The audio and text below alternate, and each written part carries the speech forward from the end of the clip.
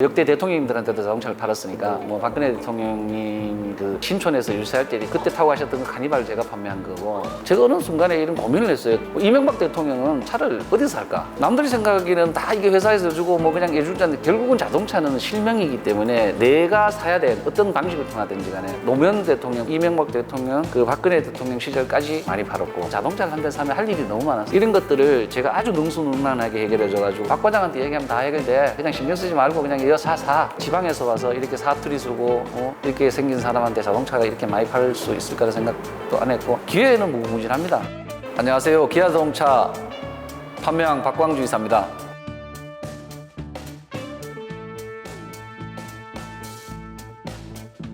고향이 경북 안동입니다. 경북 안동에서 대학교까지 졸업을 하고 이 서울로 상경을 해서 낯설은 이 서울 강남에서 첫 차를 계약을 했는데 연수를 받고 필드에 나가는 첫날 계약을 하게 됐습니다. 그분이 출근길에 사고가 나서 차량을 교체를 하셨는데 세피아라는 차를 사주셨어요. 수기로 견적서도 작성하고 계약서도 썼었는데 고객님 말씀이 거의 30년이 지났는데 또렷합니다. 나는 당신이 서툴고 이런 모습이 눈에 보인다. 그래도 뭔가 간절하고 절실하고 나에게 팔아야 되겠다는 그 눈빛이 보이는 것 같고 느낌이 온다. 당신에게 자동차를 사줄 테니 좋은 인연으로 마무리 좀 잘해달라. 연락하죠. 지금도. 그 이후에 그 다음 자동차도 콩코드도 바꿨고 그 사모님 차도 바꿨고 원단 디자인 회사를 하셨는데 거기에 필요한 트럭도 사셨고 지금 돌아보면은 나쁜 고객은 없었다. 그런데 힘든 적은 있었다. 그 단순히 자동차를 못 팔아서 뭐 이렇게 힘들거나 차가 이 불량이라고 해야 됩니까? 뭐 결함이 생겨서 이런 고객보다는 이제 마음적인 상처가 물론 고객님들도 제품이 마음에 들지 않거나 입장이 좀 달라서 서운해하셔서 그런 경우도 있지만 사람에게 느껴지는 그런 감정들이 굉장히 가슴 아프게 다가온 적들이 많았었습니다. 서로가 그 접점에서 부딪히기 때문에 그런 것 같아요. 항상 그렇게 생각합니다. 저는 차를 판매하는 입장이고 상대편은 차를 사는 입장이 옛날에는 그냥 문을 자연적으로 열고 가가오 방문하는 방문 판매업이었거든요. 그때는 가면은 뭐 왜 왔냐 재수 없이 아침부터 그런 걸 따지는 그런 시절이 있었잖아요. 30년 전만 해도 뭐 이 장사꾼이 뭐 차파리가 아침부터 재수 없이 뭐 온다 이러면서 그냥 그런 경우 뭐 이런 일들을 겪지 않고 이 시절을 살아갔던 50대가 거의 없지 않겠습니까? 뭐 그보다 더한 일들도 많이 겪었겠죠 뭐. 사실 일찍 일어나고 싶은 게 아니라 눈이 떠져요. 그냥 일어나기 싫다는 날은 거의 없는 것 같아요. 글쎄요, 제가 탁월한 복일 수도 있고 제 생체 리듬이 그런 것 같아요. 그냥 그때 되면 저녁에 술을 많이 먹고 자도 그때 떠요. 그러면 이제 불편한 것도 있어요. 조금 더 자고 이렇게 숙취도 해소돼야 다음날 일을 할 수 있는데 그때 이제 그걸 또 못 자는 그런 경우도 낮잠을 못 잡니다. 거의 자도 한 5분 정도. 그러면 어떤 날은 정말 낮에 한번 자고 싶을 때도 있잖아요. 근데 한 10분 정도 잠들었다 생각하면 여지없이 고객이 전화가 와요. 운세 다 모자라요. 근데 제 발자는 이렇답니다. 그 복권도 하지 말고 주식도 하지 말고 부동산 투기도 하지 말고 오로지 그 일만 하면 먹고 사는데 엄청 부자 된다 이렇게 맞는 것 같아요. 그래서 혼자 생각으로는 평생 일할 그를 하루하루 한 대 한 대가 얘기를 쓸 수 있는 스토리들이라고 할 수 있어요. 제가 29년 차 영업인인데 저에게 차를 구매해 주시던 분들이 세상을 등지신 분들도 많으시고 10년 전의 이야기인데 고객이 이제 해외에 나가시면서 여권을 안 갖고 왔다고 벌써 인천은 거의 다 가고 있는데 늦었다. 지난 그런 고객이니까 이제 집에 비밀번호까지 알려주면서 갖다 달라고 뭐 그런 경우도 뭐 많죠. 고객이 그 친구가 되고 고객이 어떤 같은 모임도 해가지고 선후배가 되는 그런 경우도 있고 또 역대 대통령님들 한테도 자동차를 팔았으니까 뭐 박근혜 대통령님 그 신촌에서 유세할 때 그때 타고 가셨던 그 카니발을 제가 판매한 거고 제가 어느 순간에 이런 고민을 했어요. 이명박 대통령은 차를 어디서 살까? 남들이 생각하기에는 다 이게 회사에서 주고 뭐 그냥 해줄 줄 알았는데 결국은 자동차는 실명이기 때문에 내가 사야 될 어떤 방식을 통하든지 간에 정부 청사를 전부 독점을 하던 그런 시절이 있었어요. 폐쇄된 공간이라 출입도 안 되고 어떤 기회가 돼가지고 이제 자동차를 판매를 하게 됐어요. 그러고 난 다음에 이제 거기에 인프라를 많이 풀었죠. 뭐 이렇게 서비스도 잘하고 뭐 찾아가기도 하고 그래서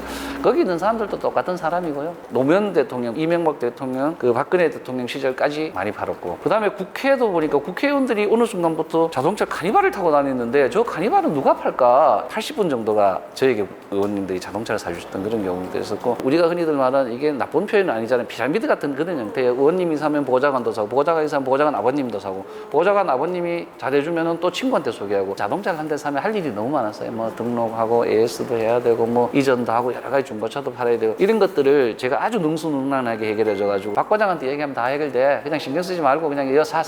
이런 고객들이 많으셨어요. 굉장히 연구를 많이 해요. 생각을 많이 하는 편이에요. 고객님들한테 조금 색다른 제안을 많이 해요. 저에게 차를 소개한다. 아, 누구누구가 자동차를 산다. 그럼 여쭤봅니다. 정중하게. 제가 혹시 저에게 알려줄 수 있는 만큼의 고객님 정보를 주실 수 있으십니까? 대충 감이 그려지잖아요. 아, 그러세요. 뭐 이러면 전화들이 아, 안녕하세요. 소개를 잘 받았는데 차를 대충 뭐 어느 정도 급으로. 그 전에 이제 머릿속에 생각을 하고 있는 거죠. 아, 이분이 이 정도의 차를 살 건지 이 정도의 질문을 할 거라 생각을 하죠. 그러면 그런 이야기도 좀 하고. 차를 올해도 받았고 뭐 작년에도 받았고 뭐 이렇게 하는데 받으면은 제 기념이니까 타고 일단 조금 타고 매각을 한다든가. 제가 어느 순간에 이런 목표가 생기게 됐었어요. 어떤 목표가 생기게 됐냐면 내 아들이 둘이 있는데 이 아들한테 자동차를 사줄 때는 꼭 아빠가 1년 동안 열심히 해서 상으로 받아서 이 차를 물려주고 싶다 해가지고 한 친구는 지금 군대를 졸업하고 복학을 하려고 준비하는데 그 친구는 벌써 받아줬고 둘째가 원래 이제 대학교를 들어갔는데 어머니 그 차는 둘째 아들을 줄 생각입니다. 동료들도 그렇고 선배님들이 뭐 이렇게 농담 반 진담 반으로 그래서 야, 마, 너 누가 네가 판명이 될 수 있어? 사투리 픽 쓰면서 넌 안 돼 이러더라고요. 첫 해에 신인왕에 올랐어요. 94년도 입사해가지고 76대인가 팔아가지고 신인왕을 받았고요.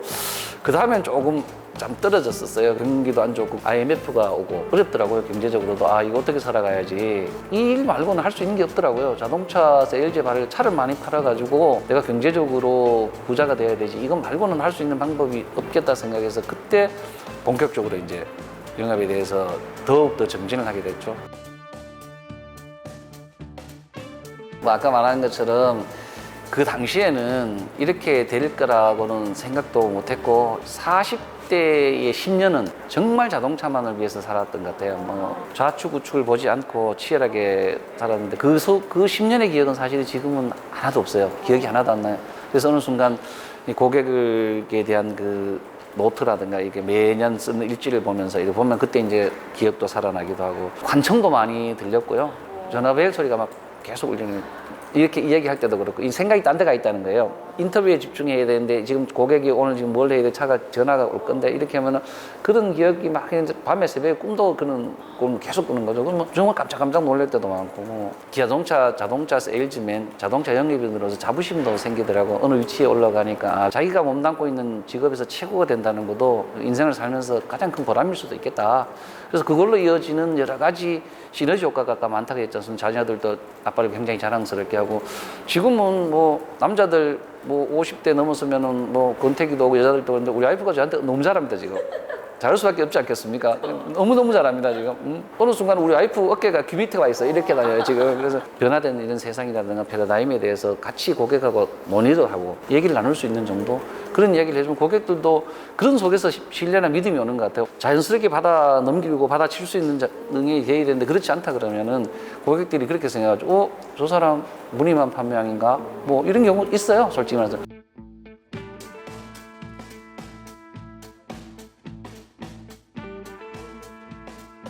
10대를 팔려면은 가장 먼저 해야 되는 일이 한 대를 팔아야 됩니다. 13,000대를 팔기 위해서 저 역시 94년도 1월 4일 입사를 해서 한 대부터 시작을 했었거든요. 꿈을 크게 가지는 거는 맞는데 실천력이 분명히 따라줘야 됩니다. 행동력이. 감히 말씀드리면 가슴에 손을 놓고 저는 원래 29년 차인데 한 번도 맹세코 지각을 해본 적이 없습니다. 내가 남들보다 낫고 세계 1위가 되거나 우리나라 1등이 되거나 한 회사 1등이 되려면은 내가 가진 소중한 것을 많이 희생해서 남들이 하기 싫어하는 것을 내가 얼마만큼 더 하느냐에 따라 가지고 내 개인적으로 그 반대급부에 대한 그 성과를 얻을 수 있는 것 같아요.